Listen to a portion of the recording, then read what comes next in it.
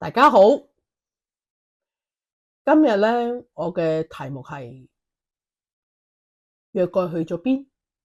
其實我唔知你哋幾時知道有呢一個東西叫約櫃嘅存在。我自己咧知道約櫃嘅存在咧，唔係由聖經嘅喎，係有一套80年代嘅電影。嗰套電影咧就叫做《奪寶奇兵》，係 Harrison Ford 咧演嘅。咁咧就講緊二戰嘅時間嘅，就佢哋去玩一個約櫃，但係好奇怪嘅，佢哋打開個約櫃嘅時候咧，嗰、個德國嘅兵咧就會一個一個咁樣消失，融化咗死。但係我唔知你哋睇緊呢套電影嘅時候，有冇諗過點解呢啲人打開約櫃嘅時候，佢哋會死咧？會消失溶咗咧？同埋大家對約櫃又知得幾多咧？除咗知道喺出埃及記記載咗摩西要建造呢個約櫃之外，其實咧約櫃係大約喺公元前586年之後佢先消失嘅。因為嗰段時間咁啱就係聖經嘅歷代志下35章，就係當呢一位叫約西亞王要利未人將約櫃歸還俾所羅門嘅時候，講到呢一度就冇再講約櫃啦，個約櫃都冇返去，從此約櫃去咗邊冇人知。但係其實約櫃並不是第一次喺以色列人手中咧失去嘅，佢多次係俾曾經有7個月嘅時間係俾非利士人咧擄咗去，但係到最後咧佢都會被送翻去以色列。點解今次當約西亞王歸還呢個約櫃嘅時候，偏偏今次佢就被消失咗？點解神容許佢被消失呢？首先我要同大家去討論嘅就係約櫃點解重要。其實約櫃重要並不是呢個櫃啊，呢個櫃重要唔係，而係約櫃2個字入邊最重要嘅係個約字，就係神俾人嘅盟約。約其實你同我都知，今天我哋簽好多合約，合約係其中一個約，你許下嘅諾言都係一種約。其實人係唔同嘅階段入邊都對人許下唔同嘅盟約同埋諾言。其實由舊約到新約，神一共喺唔同嘅階段係分為8個階段去對人許下咗8個盟約。我哋好睇到嘅就喺創世紀伊甸園嘅時間嘅時候，神對人俾咗第一個誓言，就係佢俾咗人嗰個權柄，可以統治所有喺伊甸園入邊嘅嘢。佢可以統治啲動物、植物、飛禽。再嚟嘅時候，我哋就可以睇到同樣發生喺創世紀，就係亞當之約，就係當亞當同埋夏娃食咗禁果之後，神對亞當許下嘅救贖之約。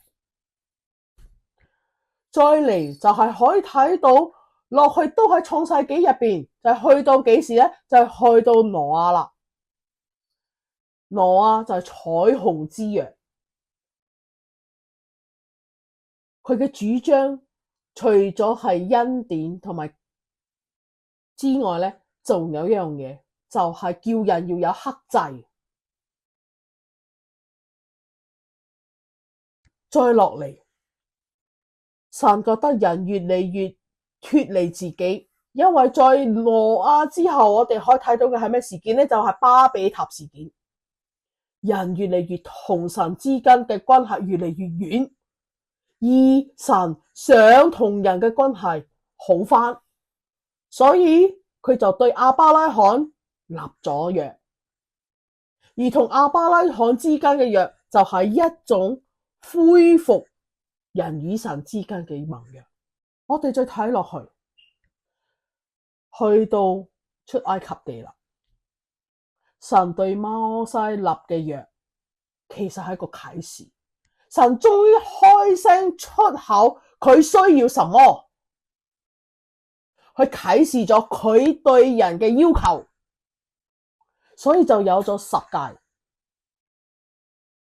而呢個十誡就係人同神之間，神俾人嘅一種啟示嘅盟約，而呢個盟約就係摩西之約。再落嚟，我哋就可以睇到以色列人被擄走，佢哋失去家園，要70年後佢哋先翻去佢哋嘅家園巴勒斯坦。喺嗰個時間，神對當時嘅以色列人又許下咗盟約，就係准許佢哋回歸。再去到大衛嘅啦，大家都知大衛係幾時啦？撒母耳記同埋列王記，神與大衛都有約，而嗰個約就代表咗統治、作王。最後一直都冇其他盟約啦，從列王記之後就冇再有任何盟約啦，一直去到新約。你同我都知新約係咩一回事？新約就係因為耶穌所以有咗新約。新約正正就係代表咗重生，因為耶穌每一次都講，你要將教我釘喺十字架上，在我來重生。所以新約正正係代表咗神俾人有重生嘅機會，呢個係最大嘅恩典嘅盟約。但係今天我哋要睇嘅係約櫃。咁點解約櫃呢？約櫃點解對以色列人咁重要呢？其實你哋要知道，約櫃係象徵式代表咗神喺呢個地球上嘅物理存在嘅體現。所以點解約櫃對於以色列人好重要啊？重要到大衛王要為呢個約櫃去起一個至聖所。呢個至聖所唔係普通，即係好似啲人見到出邊有堆沙之後去拜拜之後，佢俾做六合彩，佢就起一個簡單嘅廟俾呢個一堆沙，稱為呢個叫土地公公啊。唔係咁簡單嘅一個廟啊！大衛起嘅呢個至聖所係要用佢自己畢生，就要用埋佢嘅仔所羅門王去起嘅一個至聖所，幾宏偉嘅一個 project 啊！我哋可以喺列王志上第8章去睇到成個描寫呢個過程。起呢一個至聖所一啲都唔簡單，因為呢個至聖所將會係充滿神嘅榮耀喺入邊嘅，所以馬虎不得。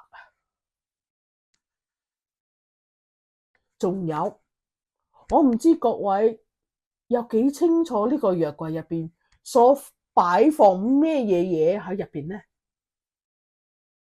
首先大家應該都知啦，每一次都會估到嘅就係刻有十誡嘅律法版，嗰一塊就係摩西第二次登上西乃山去攞落嚟嘅十誡。大家都知佢第一次攞落嚟之後就點啊？佢好嬲，因為啲人拜金牛，所以佢嬲，將第一塊嘅律法版就掉喺個金牛上邊爛咗。佢係第二次登山去攞嘅，而第二次登山去攞嘅呢個律法版就係之後擺放喺約櫃入邊。除咗呢個律法版之外，仲有嘅就係亞倫嘅杖，最後就係一壺嘅嗎哪。你哋要知道呢一個約櫃點解咁重要？因為佢係代表咗神喺人同人之間嘅同在嘅一個東西。而呢樣嘢，神對佢有幾着緊，係因為佢會將佢每一個尺寸都講清楚俾摩西知，要摩西跟到好足去建造佢。佢嘅尺寸有幾多？我哋可以喺出埃及記25章10節到22節去睇到，一共講咗兩次，一次喺25章，另一次係37章，係同一句說話，就係佢描寫佢有幾佢嘅尺寸嘅啫，就係有42寸長，27寸闊，20寸深。最重要一樣嘢，佢一定要用相思木去建造，仲要裏裏外外包金。大家知唔知咩叫相思木？我唔知啊。我讀咗呢一篇經文，我先去尋找咩叫相思木。原來相思木已經不存在，佢係一種唔腐爛嘅木。而我哋知道約櫃係用呢個相思木去做，而呢個木就係代表咗我哋人，而嗰片金就代表我哋嘅耶穌。當我哋就咁樣睇個約櫃嘅時候，我哋淨係見到閃靈靈嘅金，而再不會睇到喺入邊被包住嘅相思木。呢個整個約櫃其實整整就代表咗我哋人類俾神嘅恩典包圍，俾耶穌包圍我哋，冚住咗我哋。我唔知你哋有冇留意到，其實喺約櫃嘅上高，佢係一個四方形盒，但喺上邊有一個冚或者一個蓋冚住佢嘅。其實咧，呢個冚或者呢個蓋咧係一個名稱嘅。喺希伯來文嚟講咧，佢係叫做 corporate， 而我哋中文咧簡單譯為係施恩座。然之後咧，喺施恩座嘅上高咧，仲有兩隻基伯路天使，翼對翼，面對面冚住大家。成個約櫃都係包金。你要留意一樣嘢，頭先啱啱講到嘅施恩座，如果你有留意到，就係每一次喺舊約喺大衛嘅時間，其實係由摩西開始去到約西亞王，成個呢個年代入邊，我哋可以留意到一樣嘢，就係每一個祭司都會喺佢哋以色列人嘅悔改日當日一年一次，由呢個最高嘅祭司劏殺咗啲動物，將啲鮮血灑喺呢一個施恩座上邊。點解咁樣做？因為如果你同我都記得嘅話，神喺舊約其實由亞當犯罪開始，啲以色列民屬於神嘅子民，佢哋每一次都需要宰殺動物獻祭，一為感恩獻祭，一係贖罪獻祭。所以去到大衛或者去到摩西之後，佢哋就會喺呢一個施恩座上邊灑血，尤其是係悔過日嗰日去做佢哋贖罪祭。但係你同我都知喺舊約神講嘅呢個所謂動物嘅救贖祭，其實係暫時救贖，唔係永久嘅，一直到幾時？其實佢係顯現緊或者預示緊我哋嘅耶穌成為救贖主，每一步都 show 俾我哋睇緊耶穌會嚟呢個世界成為我哋嘅救贖主。喺利未記上邊，我哋可以睇到神即係摩西點樣教啲人點樣去求贖罪、求赦免，而再一次去到我哋今日，同樣的都係用血嚟成為我哋嘅救贖，但係呢個血不是動物的血，呢個血正正就係耶穌嘅血灑咗喺呢個施恩座前，令到原本嘅審判嘅寶座變咗係施恩嘅寶座，令到你同我今天可以坦然無懼嘅嚟到神嘅施恩寶座前，同佢修復咗我哋嘅關係。你有冇諗過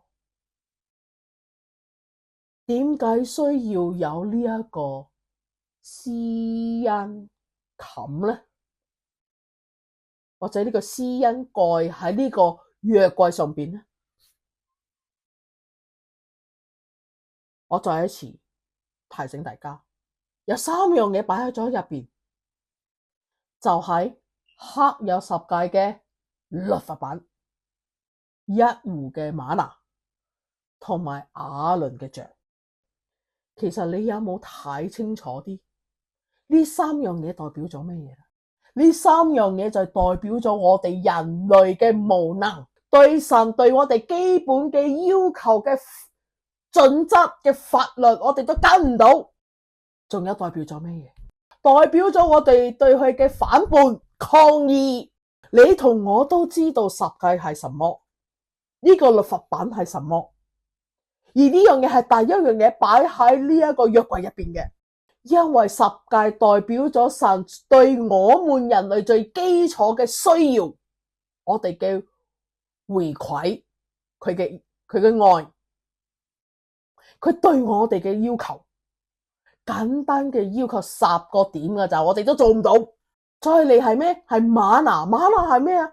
嗎哪你同我都知，就係以色列人喺曠野40年嘅時候，神每一日喺天跌落嚟嘅食品。大家你諗下，點解食咗天跌落嚟嘅嘢，即係天上先食嘅嘢啦？但係點解當時嘅以色列嘅祖先都要死啊？住喺曠野40年嗰班以色列人都要死啊？佢哋每一日都食緊天跌落嚟嘅食品，佢哋都要死。你諗下我哋華人啦，我哋民間信仰，哇！孫悟空跑咗上去天庭嗰度食咗個仙桃，佢就長生不老。但係點解以色列人神白白俾咗佢哋40年去食啊？每一天，點解佢哋都要死？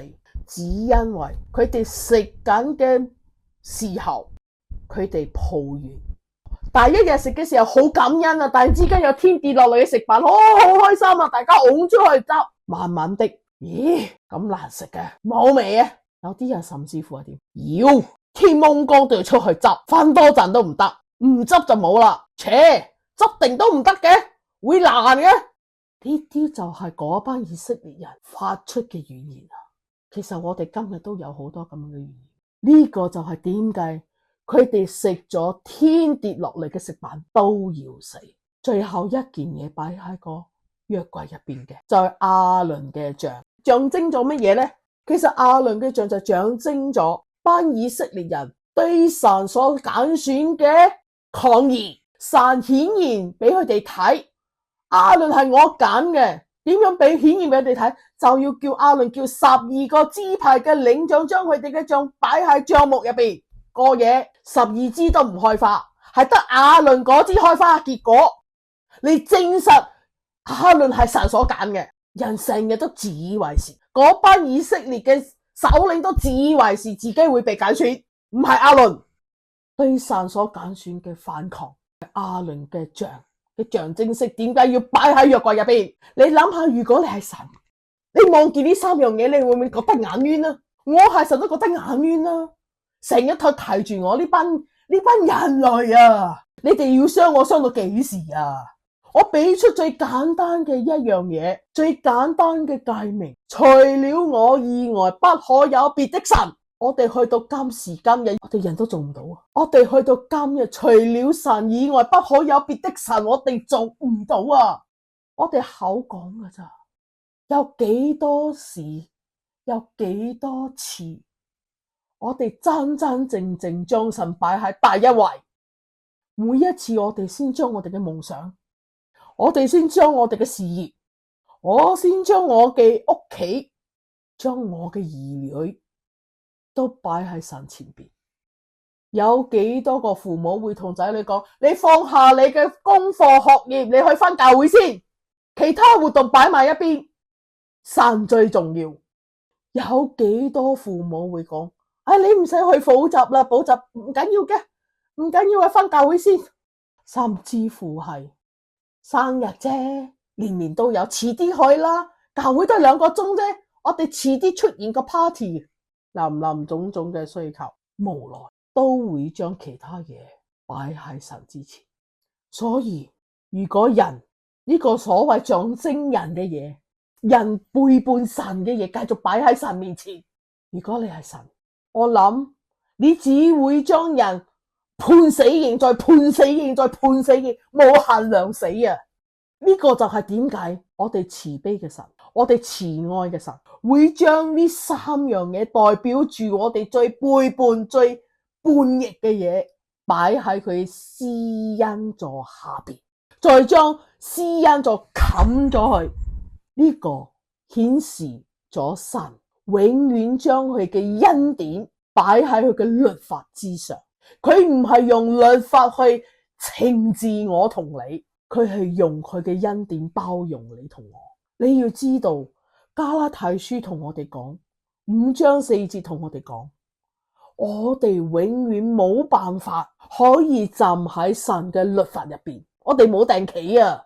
呢個就係點解撒母耳記上6章19節個70個人喺巴斯麥嗰度會俾神殺咗，當佢哋窺視約櫃入邊嘅嘢，因為佢哋再一次揭起神嘅律法出嚟。當佢哋揭起神嘅律法嘅時候，佢哋冇定企，只有死。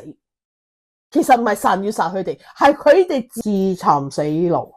呢個都係點解喺奪寶奇兵入邊，當啲人揭開個蓋嚟睇嘅時候，啲人逐一被溶解死亡，咁恐怖。你睇下頭先嗰張相幾恐怖，因為你要知道，當你揭開約櫃，你望入去嘅時候，你望翻神嘅律法，你係冇定企噶，你係將佢嘅律法喺恩典入邊抽出嚟嘅時候，你冇定企噶，你得死噶咋。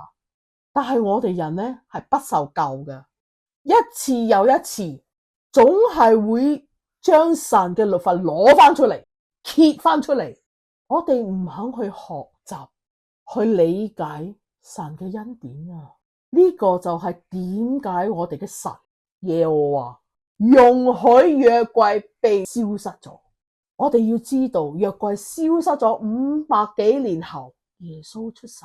神容許約櫃被移走，因為神用咗另一個方式同我哋同在，佢不再透過至聖所入邊嘅約櫃顯現佢同人類同在，佢係用咗耶穌嚟取代約櫃。耶穌就係嗰個新約，耶穌就係佢俾人嘅新嘅盟約。透過耶穌會熄咗神嘅怒火，會令到神原諒我哋。耶穌嘅血清洗咗我哋所有嘅罪，令到我哋人可以同神復和。只要我哋嘅心係接納相信佢嘅仔耶穌，因為耶穌係唯一一個個體係有神同埋人嘅個體，為我哋灑血釘喺十字架上。其實喺耶利米書31章31節到34節係咁樣講嘅。耶和華說，日子將到，我要給以色列家和猶大家另立新約。嗰個約你同我今天都知，就係耶穌呢一個新約。再落去，不像我拉住他們祖宗的手，領他們出埃及地的時候，如他們所立嘅約。呢個就係摩西之約。我雖做他們的丈夫，他們卻背了我的約。這是耶和華說的。耶和華說，那些日子以後，我與以色列家所立的約乃是這樣，我要將我嘅法律放喺佢哋入邊，寫喺佢哋心上邊。我要做佢哋嘅神，佢哋要做我嘅子民。他們各人不再教導自己的鄰舍及自己嘅弟兄說，你該認識耶和華，因為他們從最小到最大都必認識我。我要赦免他們的罪，不再紀念他們的罪惡。這是耶和華說的。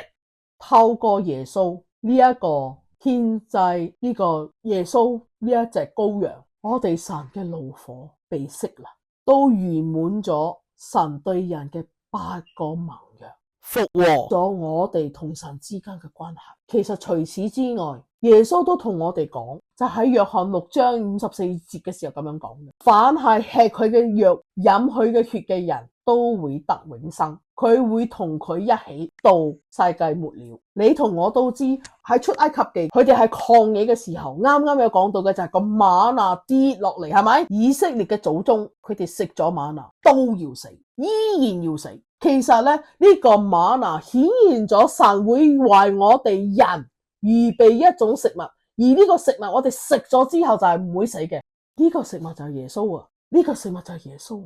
所以喺約翰6章48節嘅時候就同我哋講，我哋食咗呢個食物，呢個麵包，呢個餅之後我哋就唔會死。呢個麵包，呢個餅就係耶穌。今日我請大家好好去記住一樣嘢，就係其實神嘅恩典係高過佢嘅法律。點解佢要將佢嘅法律同我哋人們嘅背叛冚喺佢嘅恩典座之下？點解佢要咁做？因為佢一早已經預言緊，佢會將耶穌送咗嚟俾我哋啊，成為我哋嘅救贖主。我哋可以憑住耶穌被稱為佢嘅子民，佢嘅兒女。你要知道，或者我都相信你哋知道，喺在我哋心深處知道，我哋嘅神係公義嘅神，但係佢同時都係對罪好厭惡嘅神。但係最終佢始終係一個慈悲嘅父，慈愛嘅父。對住亞當所犯下嘅背叛，對住我哋人類因為亞當嘅背叛帶出嚟嘅罪，而呢啲罪係會令到我哋死亡嘅罪，縱使當中每一次佢俾予我哋機會，有一次又一次嘅盟約，希望我哋會改，希望我哋會改善，我哋不斷都係做同樣嘅嘢，到最後佢一早已經知，所以有舊約時機嘅時候嘅約櫃，象徵式我哋耶穌會嚟，象徵式耶穌嚟咗之後，我哋不再需要至聖所，唔需要再起一啲石頭起嘅至聖所去擺個約櫃，我哋就係成為個至聖所啦。只要我哋真心將神嘅話刻在心入邊嘅時候，我哋就係成為個至聖所，神嘅靈就可以住喺我哋入邊。所以今天無論你幾多歲，你係年輕嘅，你老年嘅，你每食一樣嘢或者做一件事，請你要記住，要保持你嘅身體嘅健康，要保持你身體嘅聖潔，因為耶穌之後，我哋嘅身體就係神嘅至聖所。我哋要記得佢嘅律法，但係唔係站喺佢律法前邊。我哋要永遠感恩，抱住神嘅恩典。我哋要做嘅唔係門面功夫，文化上嘅所謂基督徒，或者儀式上嘅基督徒，而係由心心而出作為一位基督徒，將神擺喺我哋心入邊。多謝。